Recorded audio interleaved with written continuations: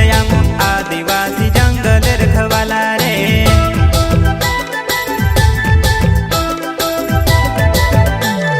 चल जंगल जमीन काजे पूजे रे आदिवासी दुनिया ने रखवाला रे। बाप देव खतरी काजे पूजे रे आदिवासी सबसे निराला रे।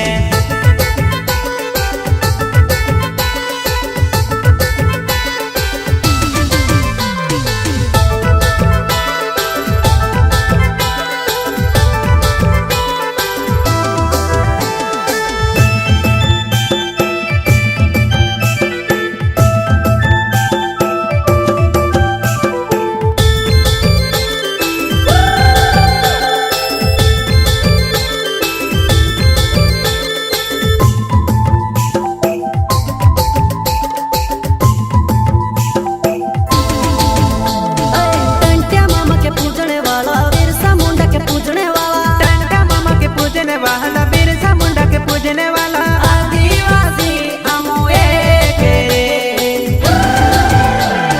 हाथों में धोंदेली बिलखा वाला रे आदिवासी जंगल रखवाला रे। आदिकाल से जंगल में रह जयाम आदिवासी जंगल रखवाला रे।